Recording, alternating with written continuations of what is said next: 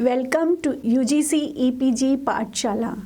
I am Unita Sachidanand from Department of East Asian Studies. Paper 8 Survey of Japanese Literature. Literary World of Mishima Yukio. UGC EPG Pathshala Yokoso. Deri Daigaku Higashi Asia Kenkyu Kano Unita Sachidanand to Moshimasu. Paper 8日本文学の流れ戦後から平成まで三島由紀夫の文学の世界学習目的本モジュールでは三島由紀夫の文学の世界について学習します。はじめにこのモジュールでは三島由紀夫の文学の世界を勉強します。作品の詳しい流れは他のモジュールに書きました。それをも見てください。このモジュールに出ている語彙とキーワードをまず見ましょう。セバスチャン、難色的傾向、思いを寄せていた、知的な明晰さ、素顔の告白、自己賛美、自己陶酔、屈折した心情、青春小説、推理小説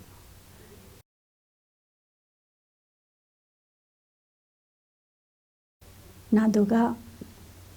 こういう三島由紀夫の作品の中に出ている語彙です。で、このモジュールの中で大事なポイントを見ましょう。外界と和合できない孤独の象徴でもある文学です。戦争の激しい時代には金閣とともに滅びるという気持ちが金閣を最も美しく感じさせた文学です。性と政治の接点におけるエロティシズムの燃焼を描いて絢爛たる美の世界に昇華させている文学後天主義の様式を生かした作品などは三島の文学の大事な点です。回転転生の師匠も三島の文学に出ている師匠です。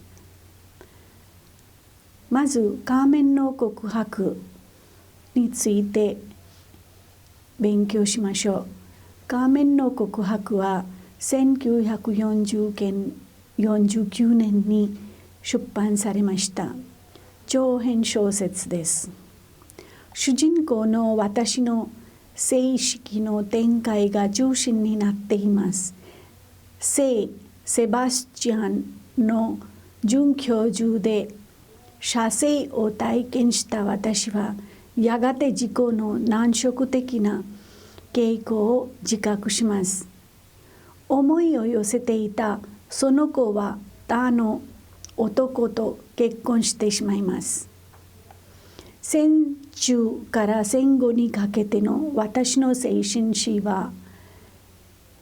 外界と和合できない孤独の象徴でもあります。詩小説的な叙情とは別の知的な明晰さを持つ散文で書いたところに新鮮さがあります。素顔の告白とも言うべき詩小説に対して仮面の告白という方法を選んだことは作者の知性と造形意志の表れとも言えます。次の作品は金閣寺ですが1956年に出版されてこれも長編小説です。新潮という出版社から出ました。主人公の私は幼児から子供の時からですね、父に金閣の美しさについて聞かされ、金閣への夢は次第に膨れ上がっていきます。やがて私は金閣寺の皇帝になりますが、戦争の激しい時代には金閣とともに滅びうるという気持ちが金閣を最も美しく感じさせました。こうして絶対化された金閣の幻影は戦後に私が生きていくのを妨げるさえします。寺を追われた彼は美への復讐とともに美を独占するために現実を滅ぼすという屈折した心情から金閣に放火します。美に見入られた少年の悲劇を書いた終作でもあります。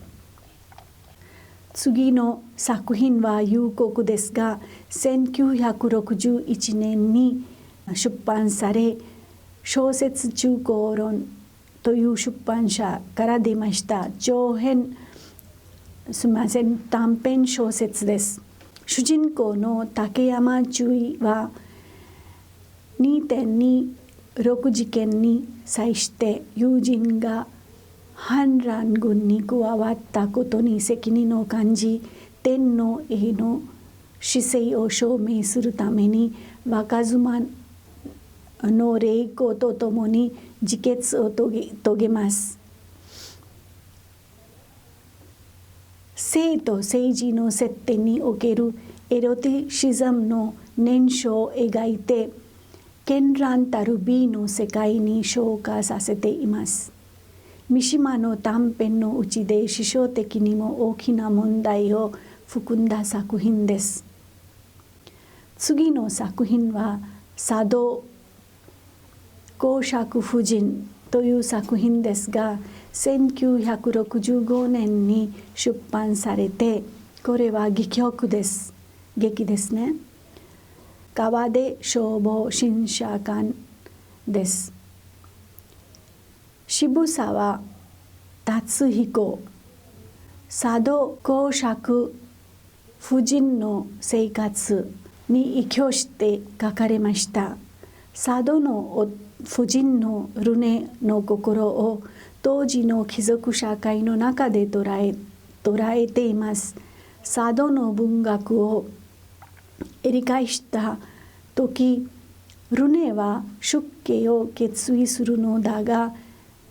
結末部には芸術家への参加が伺われます。古典主義の様式を生かした作品です。磯田浩一はこの劇評家として次の通り述べています。三島由紀夫の茶道公爵夫人文芸に出版されましたが、この劇は渋沢達彦氏の茶道公爵の生涯に依拠して書かれています。しかし両者の根本的な違いは、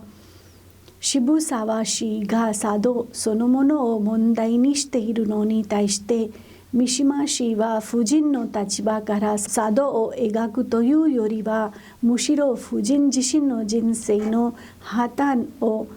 描いていることであります。第一幕は1772年のいわゆるマルセイユ事件の波紋を扱っており、終幕は1790年における茶道の釈放の時を扱っています。次の作品は北条の海ですが、北条の海は1971年に出版されて長編小説です。4部作です。その4部作は春の雪、本場、暁の寺、天人の御水、輪廻転生に基づく溶接者の生まれ変わり物語の体裁をとった4部作です。春の雪は松枝清明の悲恋と詩を、悲恋は恋の悲しいことですね。悲しの日と恋の恋ですが、悲恋と詩を描き、本場はその生まれ変わりである飯沼勲の政治実践とその果ての自決を描いています。暁の寺にはさらに飯沼の生まれ変わりにあたる大の王女神社が登場しますが、第1、2部において脇役にあった本田茂君が作品の表面に出てきます。天人の合水では本田は老年に達していて、4人目の生まれ変わりと思われる安永とに巡り合いますが、これが偽物と分かります。回転転生の思想そのものが破綻したと本田は虚無に直面します。本田によって象徴される老年の衰弱がこの作品の結論であるとすれば、それを自分に許さず死によって生涯を完結したのがこの作家の自決であったとも言えます。次は詳細ですが、長編小説で1954年に出版され、このあらすじとしては、古代ギリシャ作家ロンゴスの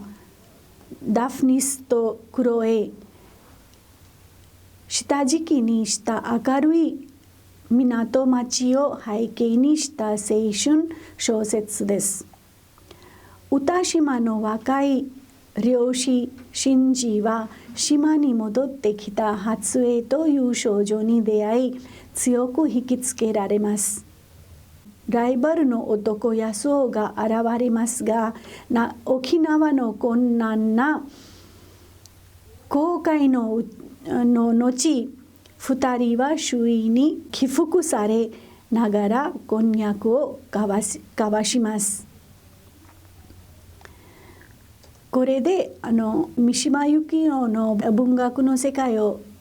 が終わりますが、結論としては三島由紀夫は次の点から見ると次のような文学を書いています。海外と和合できない孤独の象徴でもあることを示します。戦争の激しい時代には金閣とともに滅びるという気持ちが金閣を最も美しく感じさせたというのは、こういうような滅びる美を示した文学を書きます。性と政治の接点にあるエロティシズムの燃焼的なことを描いて、性と政治の接点の文学をも書きます。絢爛たる美の世界に昇華させていきます。後天主義の様式を生かした作品をも書きます。もう一つは回転転生の師匠を含む文学をも書きます。以上です。